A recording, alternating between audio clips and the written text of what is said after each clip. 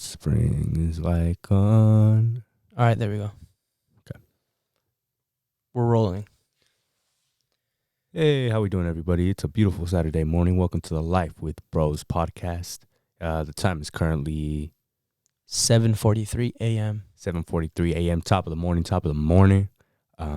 This is kind of what we were getting at the last episode about kind of waking up earlier than usual and just kind of getting work done. You know, I clock in at 9. I don't know what Guillermo has planned, but, you know, we're knocking this out and we're, you know, being productive as we can. This is episode 5 of the Life with Bros podcast, and we had agreed on talking about mentorships. Mentorships, yes. So, Guillermo, define what a mentorship is.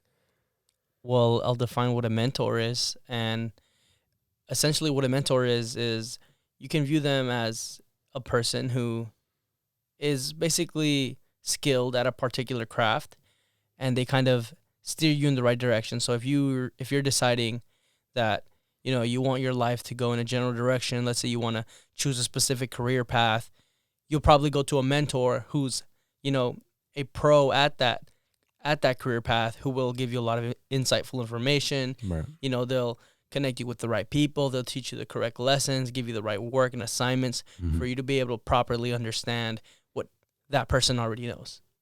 Yeah, definitely. For me, I mean, it's pretty much the same thing. It's just somebody who has experienced and gone through the trials and tribulations of things that you haven't gone through yet, and somebody who's basically willing to kind of bestow their wisdom on you. And it's really like kind of like an apprenticeship. You know, you have to be willing to be humbled, and you have to kind of go in with that mentality. You can't go with an ego because, bro, trust me, you will be humbled. There are things that you don't know that individual knows. I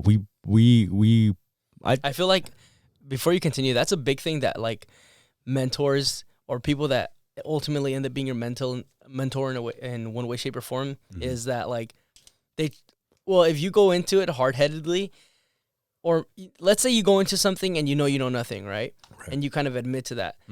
I don't know why, but whenever someone's in a position of being a mentor and they recognize that they're leading you around and they're teaching you something, they're always like, do you think you know everything? Why do you act like you know everything? You don't know everything. Right? And they kind of like, you know, you may not actually feel like you know anything, but they kind of just have this, I don't know what it is about mentors, but they usually kind of automatically assume that you know everything. But I try to communicate to them, look, I don't know shit. I don't want you to think I know anything, you know, but it always comes across that they always think I know everything, or that I act like I know everything when I try to display the opposite. And it's really important to note that you don't find a mentor normally. You have to, like, go out and look for one. You don't just, like, stumble upon a mentor and he's like, oh, he's a mentor. There are times where you do. That's not as common as, you know, the latter or the prior. A lot of the times you have to seek them, and you have to kind of come in with this, like, very, like, if you guys have ever watched, like, Doctor Strange, and you guys, like, he went from, like, this, like, billionaire doctor to, like, this very humble man, like, traveling the world so he can heal himself. That's kind of like almost like that process. You know, you have to, like, let your ego go. You have to let everything go, and you have to just kind of be like, bruh, I don't know shit. Like you almost said, I don't know shit. And this motherfucker is about to, like, bestow all this knowledge on me. And you have to be willing to, like, look dumb. You have to be willing to look like an idiot. It's not even if you have to be willing to look dumb. You are. Most of the times you are dumb. Yeah. And you don't know anything. And, like, you have to just accept that as you go, you know? Like, it's like you said in the beginning, it's a very humbling experience, you know, to be with someone who's, you know, very skilled at a craft, right? And then to compare yourself to them constantly, like, you kind of feel inadequate, right? But you have to be able to distinguish the fact that they have had so much time and you're just starting off, right? I kind of mentioned this in a prior episode about just mentors in general. You are kind of given 2 mentors, just like they're kind of like default classes. I don't know if anybody remembers me kind of using that as an analogy. Just like the Call of Duty classes, you just have 2 default classes, you know, your parents. And obviously, like many times, or like a lot of people, they don't have both parents. But generally speaking, you know, the parent's job is to kind of be your mentor for life, like a life mentor, right? And their topic is to kind of like prepare you for the general bubble of what General education courses in a college, you could compare it to that, right? Like it's just a where mixture of everything. right. So it's a mixture of everything. They can teach you how to cook. They can teach you a little bit about finances. Obviously, like if they specialize in something, they can obviously kind of bestow that too. But in like they generally just teach you life, the school of life. But when you get into like a little more specific, what I'm talking about when you're looking for a mentor, that's usually a little more specified in a trade, in a specific field of a profession. So like if you're looking for a financial mentor, they're probably going to be pretty, you know, ventured out in that. Well off, yeah. Yeah, right. And so you can have multiple mentors. Mentors, bro, it's cool. They're usually, you know, a little older than you. They're more experienced. Um, like Guillermo said, they're well off. That doesn't have to mean financially. They're well off mentally, psychologically. Yeah, they could very well physically, be on the same journey as you, right? or just Um, further down the path. yeah, they could see you as an investment for them to further their own cause, right? Not always, but in some cases. A lot of the times in high school, students find mentors in younger teachers. So they find themselves like really kind of like leached onto like a teacher who's not that much older than them. And they're like, oh, fuck, I like identify a lot with what they say, or I get along with them like a lot. And so like they find themselves like kind of like talking to that teacher a lot more. And that teacher starts like kind of, you know, opening up. And then like out of nowhere, they're like going out for coffee on a Saturday morning or something and just like talking and just like bullshitting. But a lot of the times, that's essentially what a mentorship is. You know, you don't even realize that it's happening like in front of you. Like you're just kind of you see it as like, oh, that's my boy, or like that's my, you know, that's my teacher, that's my favorite teacher. But bro, that's a mentor, and it's pretty cool. It's pretty cool to have a mentor at a really young age. How about you talk about a little bit, or you talk a little bit about a mentor that you've had in your past, or someone that you recognize as a mentor now that you didn't before? Yeah, definitely. My first job was at a hardware store. It was a mom and pop shop, so it wasn't like the Home Depot or, you know, a big chain store. It was literally like a small hardware store here in Richmond where we live. Um, the owner slash my boss, he has been in the business for Ex boss. well, ex boss. You see how much influence he has over me. I still consider him my boss. Yeah, I know. I have. Um, but he has been in the business for maybe about 30 years. And his story is really interesting. He was actually a butcher for 20 years prior to even entering the hardware business. And one day his uncle, his late uncle, just hired him to kind of demo the building that they were relocating to. So his uncle had already been in the hardware business before him. And he ended up demoing the building where the hardware store is currently at, maybe like 25 years ago. And maybe like probably like 30 years ago. And he basically ended up staying at the hardware store, and the rest is history. You know, he's still there to this day. And so through all these years of like just trials and tribulation, bro has learned a lot. I mean, he's pretty experienced. I'd consider him a specialist in just anything marine related, marine being like boats, ships, anything like nautical. As well as hardware related. So the store is actually a hardware marine store. So like it's located right across the street from a bunch of yacht clubs. It's maybe 100 yards from the bay, like the actual water. So there's a lot of yacht clubs in the area, and he has a big clientele for people who live on boats. So Yeah. half of the hardware store is just for some insight, half of the hardware store is marine, and the other half is hardware. Hardware meaning like hammers, you know, polish, plumbing, electrical. And it's pretty cool because there's household electrical and there's marine electrical, right? So there's like, it gets really specific. Anyway, so I came into this job. I dived in head first, knowing absolutely nothing. And from the get-go, it was super, super humbling because, I mean, even the way I kind of approached working there, it wasn't like, oh, you submitted an application online and they review it and they do a background. Nah, it was just like I walked in, shook his hand. I was like, are you hiring right now? And he was like, I actually am. When can you start? What's your name? And I just filled out an application, like a little paper that he had. And I started maybe like 2 days later. You know, no background check, nothing. It was just like, you know, his interview was upon me shaking his hand and just like, hey, what's up, man? You know, are you hiring? very old school way. He's a very old school guy. He's in maybe his mid to late 50s. Caucasian, he grew up here. So he knows kind of like the area. He knows, like kind of like the environment that he's in. Um, he indulges in like hunting and stuff. So these are characteristics that I've never been exposed to. Bro, like I said, like bro he was a butcher for 20 years. He hunts, you know. You said he hunts? He hunts like on his time off. Um, what else does he do? Oh, he smokes his meat, so he hunts, and the game that he catches, he cooks, and he knows how to cook. Obviously being a butcher. So like all these things, like I was like super like kind of thrown off by. I was like, what the fuck? He's a hardware guy. So it's just like like the whole environment going into it. I'm like like this maybe 19-year-old Hispanic kid fresh out of high school, kind of like not knowing what the fuck he's doing in life. And then there's like this old white middle-aged man who has his life set up for him and knows a bunch of shit that I don't. So I didn't really see it as a 9 to 5. This motherfucker like took me in as his apprentice. The other day I was struggling with that word, so Guillermo kept getting on me. Yeah. I kept saying apprentice. You got it right, though. You got it right. For sure. But yeah, it was maybe like a year and a half of this.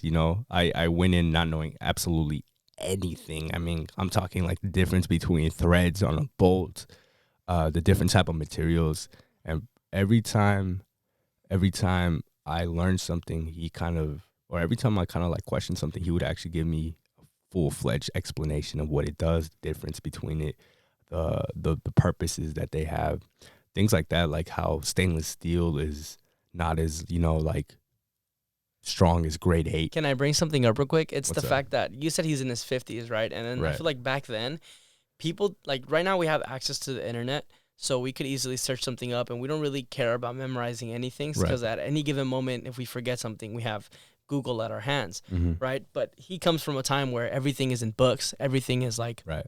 on the newspaper, whatever the fuck it is. So literally everything that this person knows is Right. it's like it's much more impressive than anything that maybe I would know Mm-hmm. or you would know Right. because he fucking read that shit from a book or Right. he fucking learned that shit because somebody explained it to him, right? And- Like they, in no way, shape, or form did he like whip out a phone or something. Right, right. He kind of has this like he has a fundamental understanding about what he's doing exactly. So I think what Guillermo's trying to get at is like his knowledge isn't based off of the theoretical. A lot of his knowledge is based off of like hands-on, right? Obviously, like when you read books, that's considered theoretical, but the majority of what he's done has been hands-on. His jobs, his experience, like and I feel like you really have to kind of see him in person, like see him in his work environment to really see like when he's in his element. It's very like you just get kind of like encapsulated in what he's doing. You're just like, oh shit, okay. So a customer came in asking for a very specific component, and he like doesn't even react. Like you're like, oh, what is that? Like he knows immediately what it is, what can substitute it, or like an alternative like solution to the because essentially what happens is somebody comes in with a problem. They have a problem on their boat, their ship. They come to him, and he's just like, you can see him like kind of like brainstorming like through this whole elaborate like library he has in his brain of just knowledge, and he just kind of comes up with solutions, and he's like, all right, let me walk you over, and then he shows a product that he has on the shelf. He's like, all right, this would work. This is stainless steel, so it won't rust, and like he kind of gives it like the whole rundown of the product or the material, or like he gives advice. So he's not really just like, it's not really just a customer, and it's not like a buyer and a seller. It's more like this dude is kind of like the guru of that, and people come for his insight, and then obviously they buy the thing. So it's a very old school way. It's not like you go to Home Depot and it's like, oh, it's on aisle 5. Yeah, you know what? Yeah, exactly. So what that made me think of is like back then, people were really skilled at certain things. So you Right. can walk into any establishment. If you went into a library, right? The librarian, and you ask the librarian, where can I find this book? They'd fucking easily be able to tell you, Right. But now they kind of like, oh, let me find it on my computer. You said, what's the Right. book called? And No. it's super interesting because Yeah. I remember this one time I actually went to the Home Depot because my job was closed and I needed stainless steel. So stainless steel is basically a specific material. Wait, let me guess. The employees didn't know where it was, or like. Hold on, let me get to Yeah, it. I know And it. so I had that same issue with my uncle in Hawaii, bro. and so So obviously, being a marine store, I'm exposed to a lot of what stainless steel is. So it's basically metal that doesn't rust. It's just like a coating on top of zinc. I didn't know it was actually zinc, but it's just a coating on top of zinc that doesn't rust. Well, it does rust, but it stains less. It stains less. Yeah. It doesn't. Okay, my fault. Let me reiterate. It doesn't rust as fast Yeah, as there you go. zinc or any other material. Hence, stain less Right. steel. So it's used heavily on anything like marine related. So boats, anything, you're gonna see stainless steel, you know. And Yeah, so, because salt kind of like erodes all the metal on a boat. correct. And so I was at the Home Depot. The hardware store is closed on Sunday, so it was a Sunday, and I was looking for stainless steel. And I went to the Home Depot here in Richmond, and it's a bunch of kids in high school, kids my age, working at Home Depot. Obviously they're not gonna know shit. Yeah. They're worried about who's hopping on at fucking 9 p.m. For Warzone? Man. So I came in, hey, do you guys have stainless steel? And they all looked at me because I was like in the customer service, the customer service like area. They were all looking at each other like, what the fuck is this dude talking about? Like, what's stainless steel? And they had to radio their manager in. And she came in and I was like, hey, do you guys have stainless steel here? She's like, no, we don't carry stainless steel. And I was like, oh, nobody knew what stainless steel was, right? She was like, nah, they're super young. And I kind of like mansplained the whole thing to them. I like gave them like a crash course on what the fuck stainless steel was. And I kind of I was like, yeah, I work at a hardware store.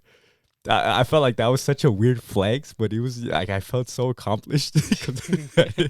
Yeah, I mean, because you have to look at it from like it's two different perspectives, right? You're going into it with a guy who's worked in his business for who knows how long, in his craft, his craft, right? And he's very skilled at it. And then you're going into like a mega corporation where people kind of are just going in. They have payroll, everything's organized for them. They just have to show up and then fulfill stupid tasks. They're not really there to learn anything. Nobody goes to the Home Depot and think, oh, well, some people do, like in their later ages, to go in there and build a career, right? I'm talking in particular for younger people. They don't go into it looking for a career, not all the time at least.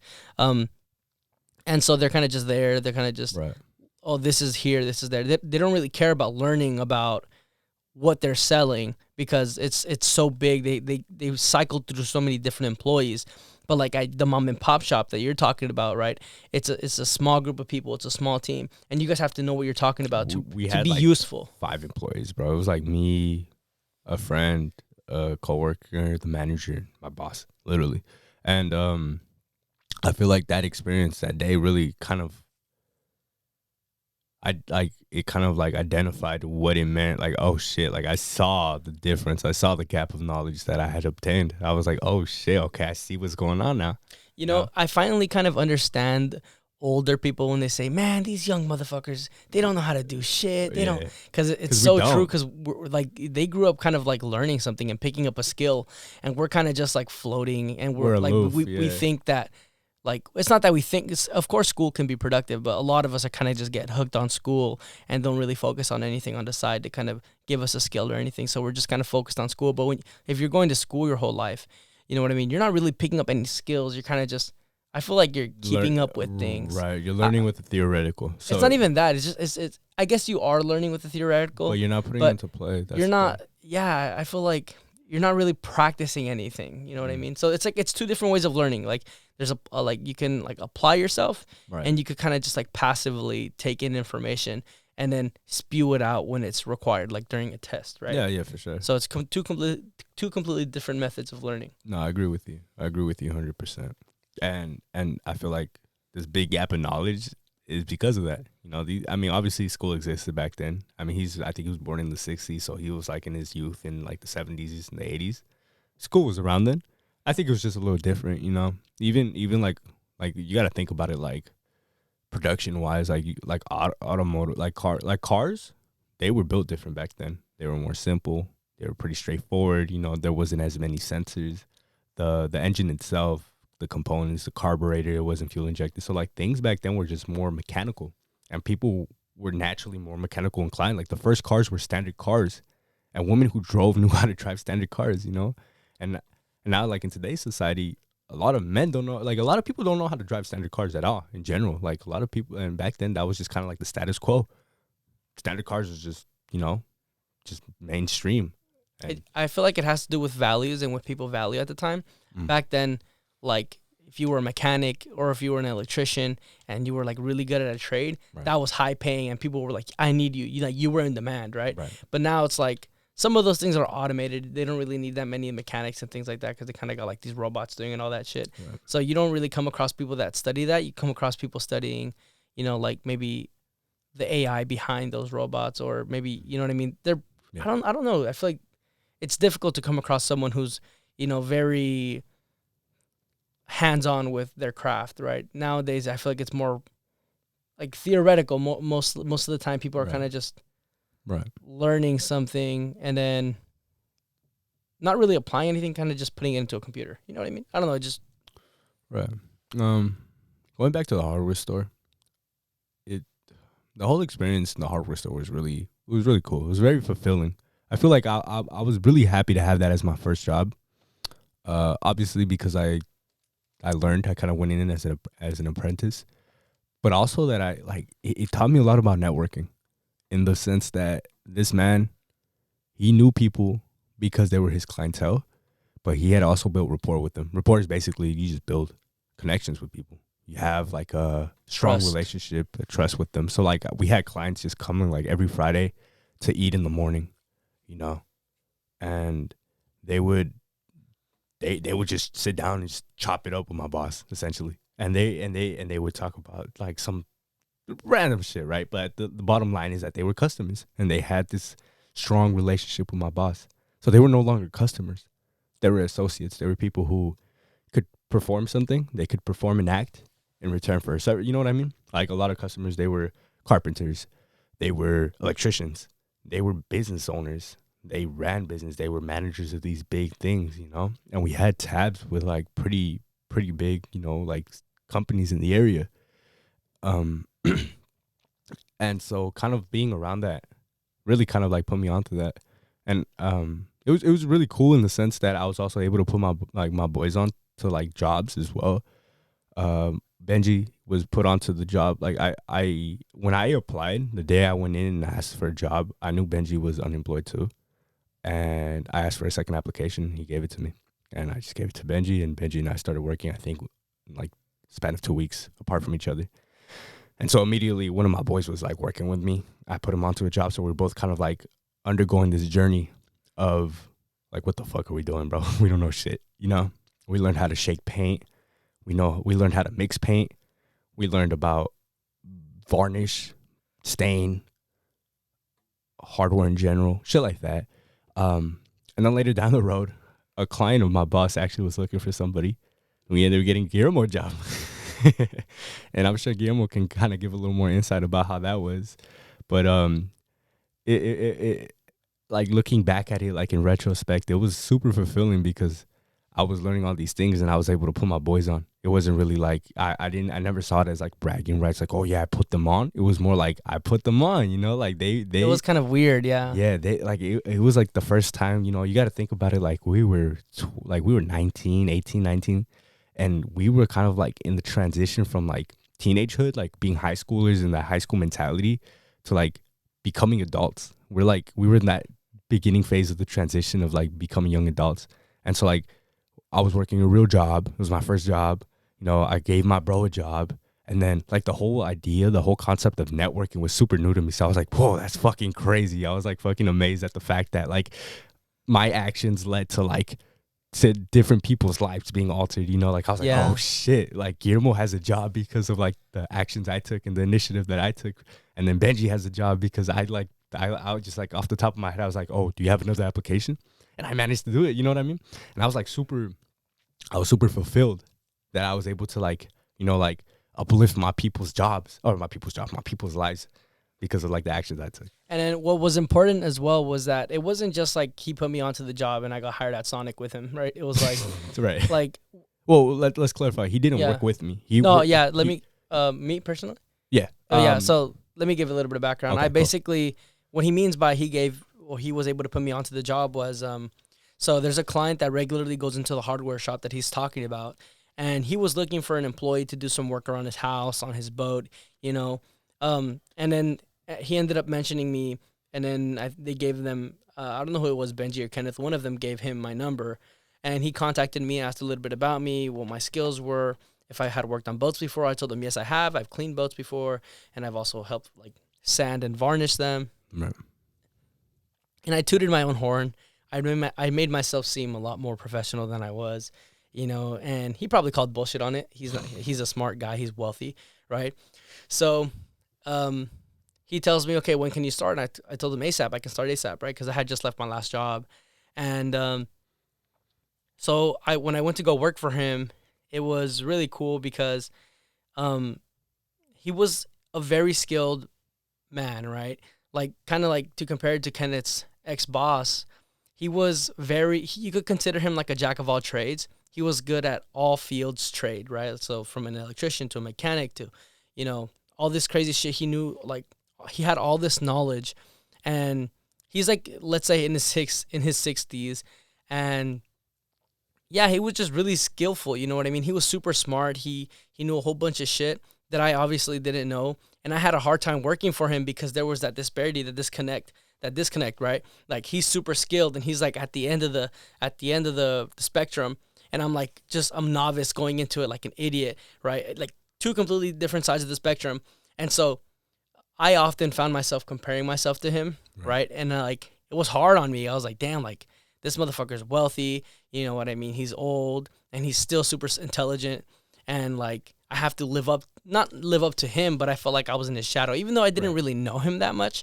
right? I only had him as a boss for like around like 7 or 8 months. I still felt like I was in his shadow, and I don't know why. I admired the fact that he was super skillful and that he was super smart and intelligent. It kind of gave me a goal, like, in terms of how I wanted to be when I was older, right? Because you could think of him as like this mysterious guy that I knew nothing about, and I was too afraid to ask like any question about his personal life because I for fear of feeling like I was interfering with him. Like, he just was so busy. Like, I'd wake up in the morning, like at 7 a.m. or at 6 a.m., get to his house by 7 a.m., and he was already up on his computer. He was probably up for like the last hour, and I had just like rushed to work, right? So it's like a completely different element. Like, he was already in like a whole different like mindset. He was like in a monk mode, right? Right. He was already kind of in his element. Like I said, like, you can't really define it any other way. Like, you go into his household, you go into his environment. I'm basically going into his space, and he already has everything set up. Like, this is like right.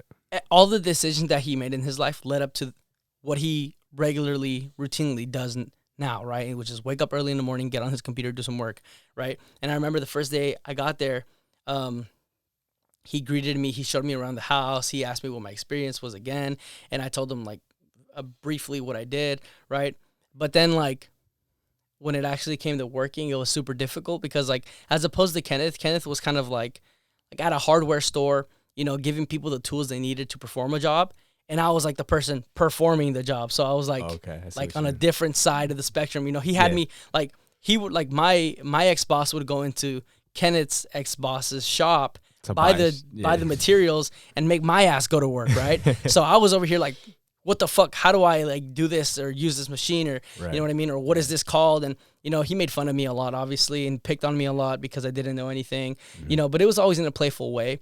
And it was also, and in some cases, he was kind of hard on me, right? But I think it was intentional because, sometimes you have to push someone to get them to, function, right? And you have to sometimes be a bit harsh with them, otherwise they're not going to learn. And so he was kind of harsh with me in some ways, not really like in a disrespectful way, but he was hard on me, and I respected that because he wasn't fake. He didn't lie to me. He wasn't like, oh, like, are you okay? Like, do you need water? Like, no, he was like, motherfucker, why can't you do this? Like, this is He was definitely curt from what I recall him being in the hardware store. He was definitely curt. He was very high energy. Dude, this guy was a fucking Chad. If you've seen his fucking photos from when he was young, played fucking college football, good looking dude, fucking tall.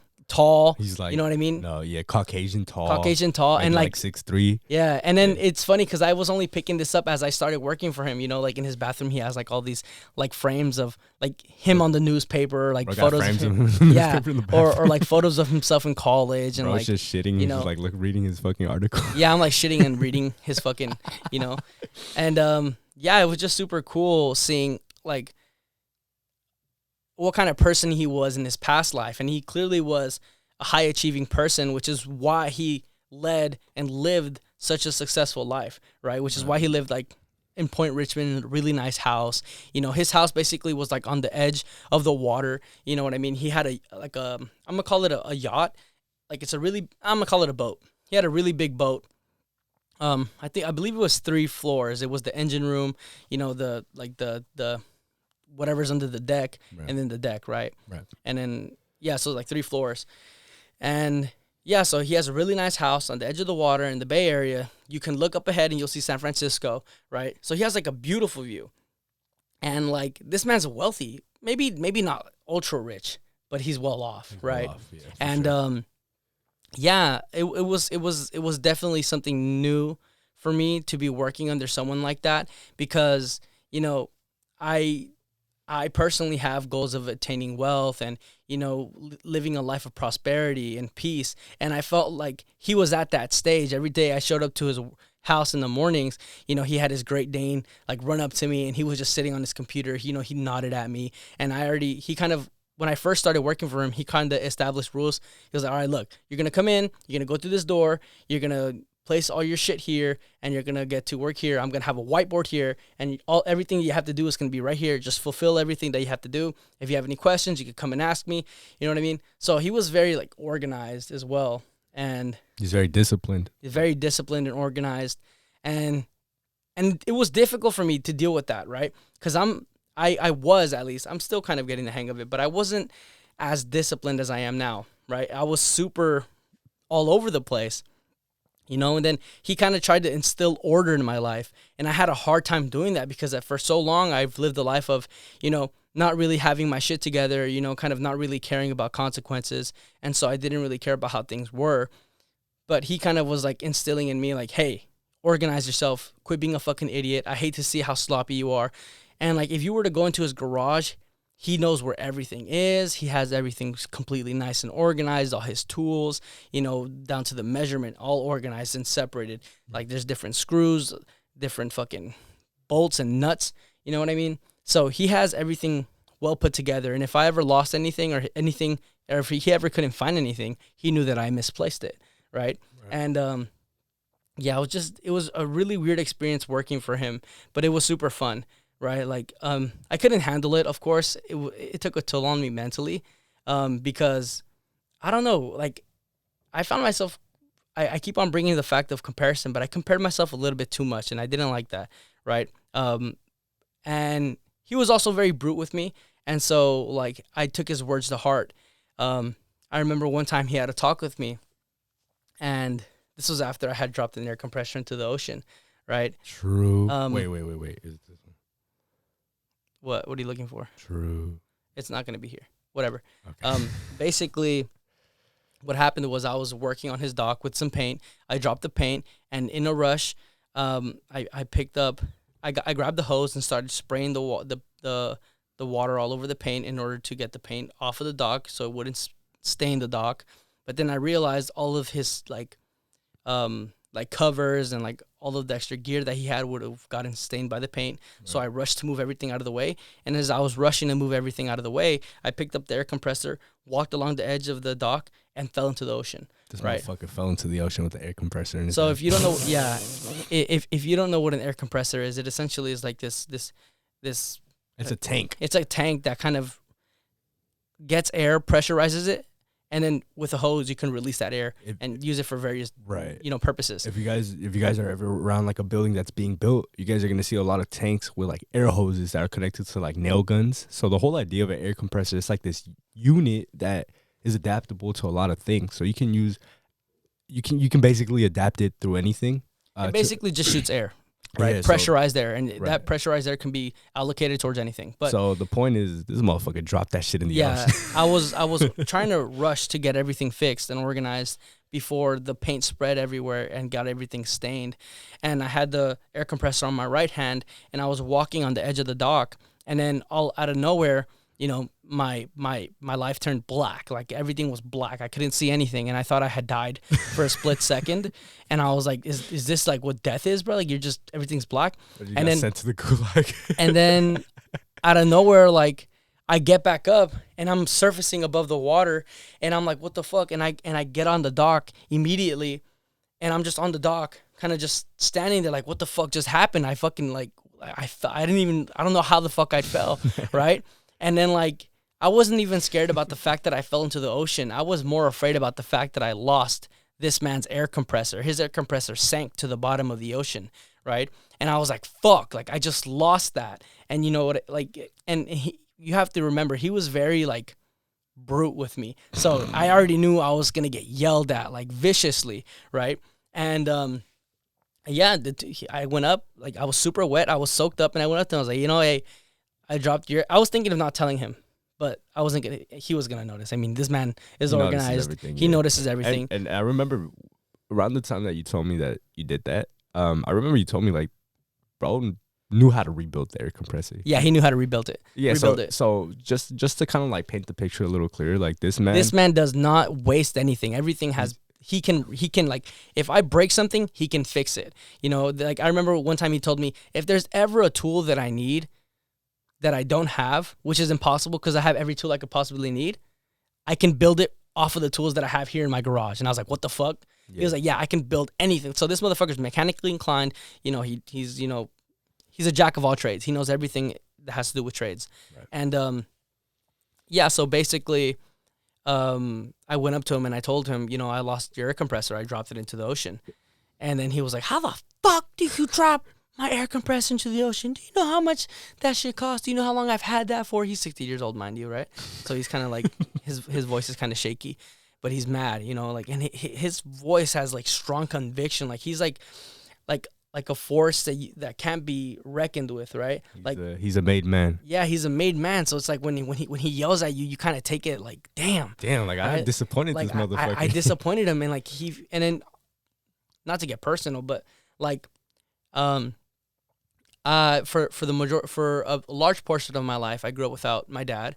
And so I really compared him as a father figure, right? Like, I don't know why, but anytime I come across someone that I've respected, I noticed that a trend that I usually follow is, you know, if I see someone that I respect, I kind of, in one way, shape, or form, compare them to my dad. Or like, what if this person was my dad? And then that subconsciously turns into, this guy's like, in a way, my dad, right? Even though he's not. Right. And so him yelling at me kind of like, fuck. You know, I grew up with women, so like they don't really yell at much. They kind of are more compassionate. He didn't give a fuck. He was like, you fucking idiot. Like, right. You know what I mean? And it was very hard for me to deal with like this powerful figure. A masculine force. A masculine force, exactly. So what I'm picking up is that you've been surrounded by a lot of feminine forces. A lot of feminine forces. So you have like a younger sister, you have a mom, obviously, and then you have a younger brother. So you are the masculine force. So to be around like a masculine fucking force, right? That's crazy. That's super interesting. Yeah, and it was difficult for me, you know, having that.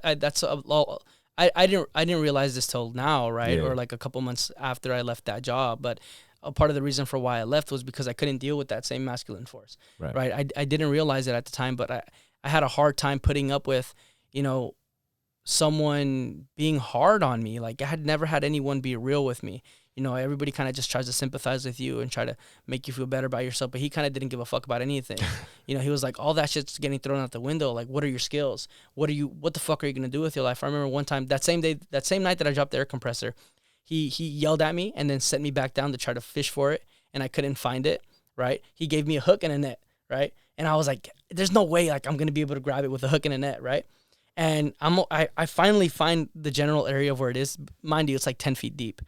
I finally find the area where it is. I grab the hook and I throw it, and then I finally like clamp onto it, right? But with all my force, like, and I'm young, right? He's in his 60s, right? With all my force, I'm trying to like pull it up, like with all the strength that I have, just using my whole body trying to lift it up, right? Because I'm like, it's stuck to the soil, all right, like at the bottom.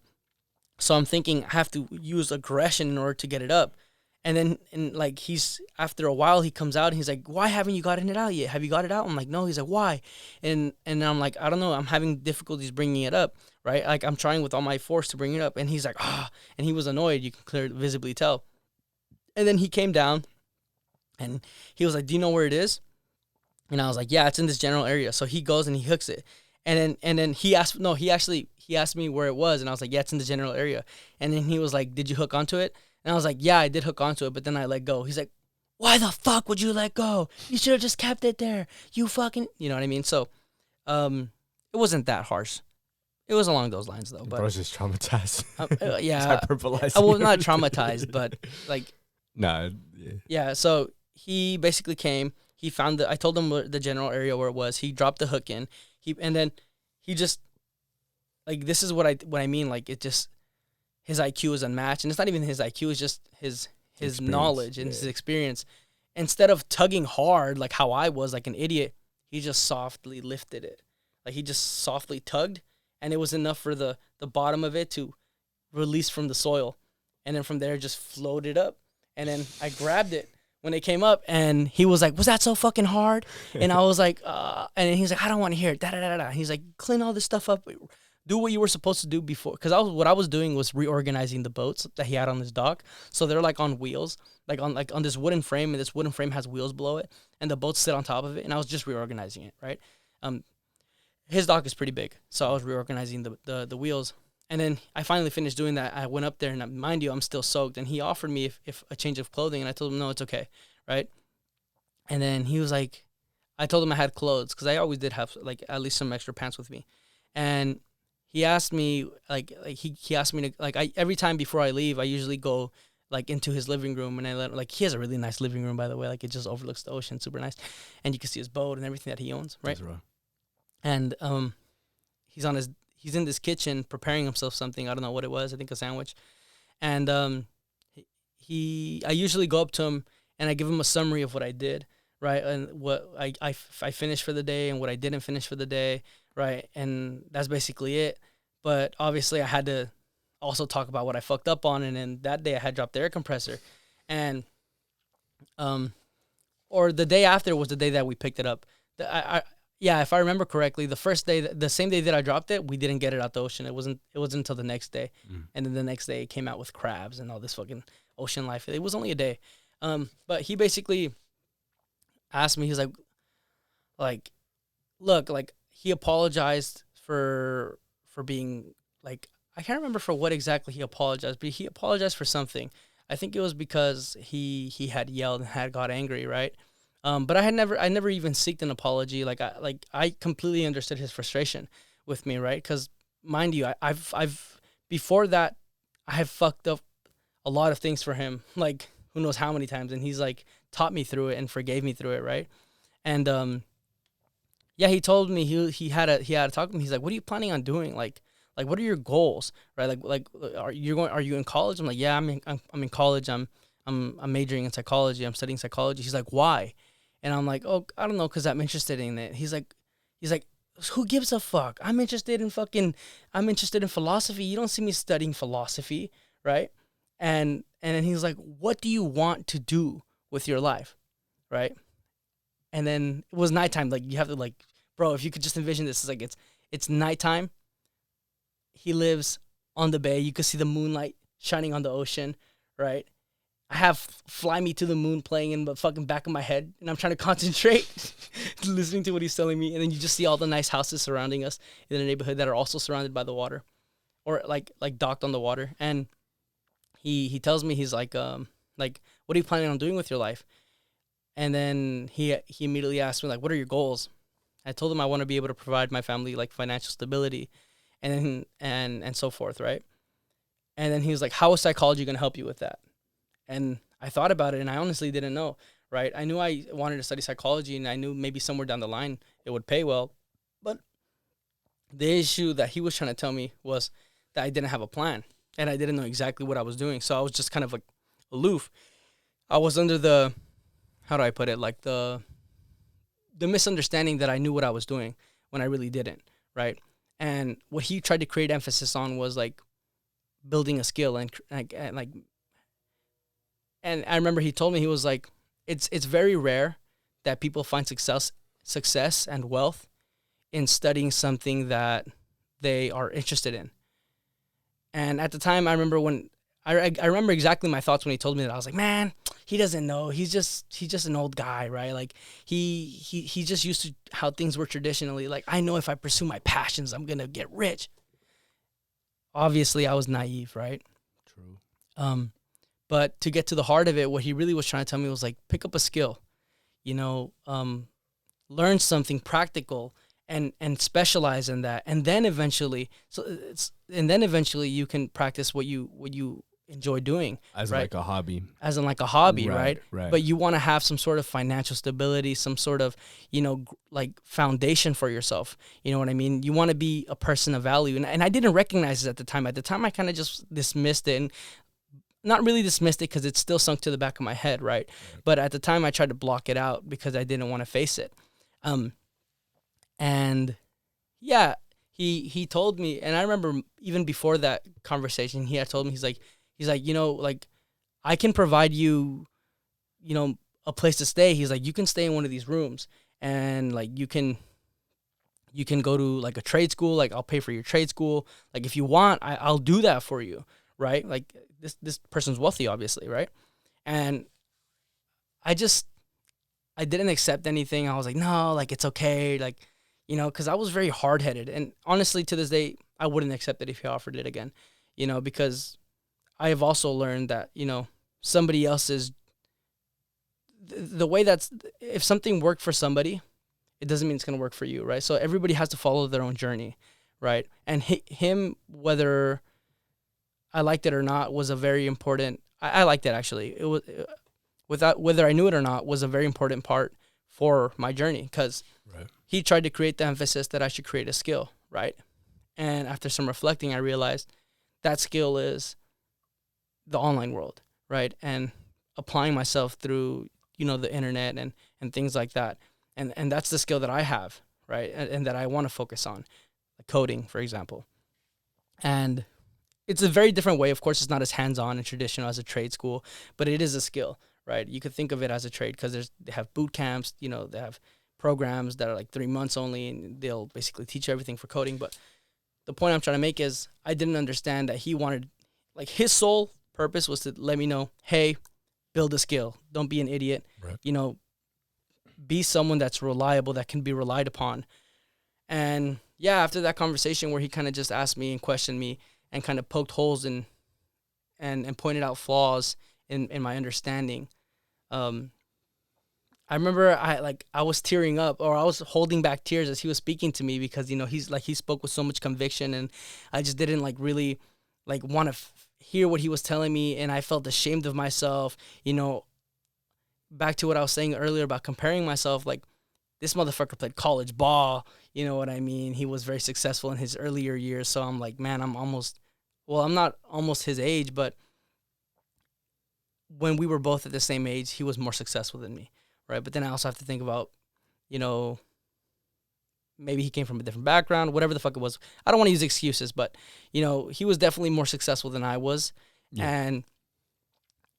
And so I found myself comparing myself to him a lot, and it over time it became difficult, but I still admired him because he was very wise, he was very knowledgeable, he was a respectable person. And yeah, that's just a little bit about my ex-boss. I think that's really important to note, because that's just one experience you have with one mentor, bro. Yeah, exactly. Like I said at the beginning of this episode, you can have a bunch of fucking mentors. It's crazy how many mentors you can have a mentor for health, bro. You could literally have a health mentor, like somebody who kind of helps you with nutrition, with like healthy habits. You can have a yoga mentor. You can have a financial mentor. You can have a spiritual mentor, that being fucking priest, going to church, doing things like that. You know what I mean? And so it's a very interesting concept, to have somebody kind of take you in as like kind of like almost like a kid, you're kind of like going under their wing, and you're just absorbing everything. He treated me like family, right? Because he was brute and he was upfront. I feel like some people mistake being treated like family, like, oh, they're nice to you. Your family is not very nice to you. Your family's fucking mean to you. They're and then they'll tell you how it is. Yeah, right. Yeah, right. And he was very direct with me, and he told me how it is. He's like, look, dude, you're fucking up. You don't have a vision for your future. That's not going to take you down the right path. You have to get a hold of yourself, build some discipline, be more organized, learn things. You're an idiot. Have you ever? I remember he told me, he's like, have you ever taken an IQ test? You should take an IQ test. And I remember thinking, like, what if I take an IQ test and I figure out that I'm dumb? Then what was the whole purpose of it? Like, what? Yeah. But then I realized, like, you can take. Did you know that you can take an IQ test and then based on your IQ score, it'll recommend what kind of jobs you'd probably find success in. I didn't know that. Well, there you go. Now you know. I'm gonna hit that up.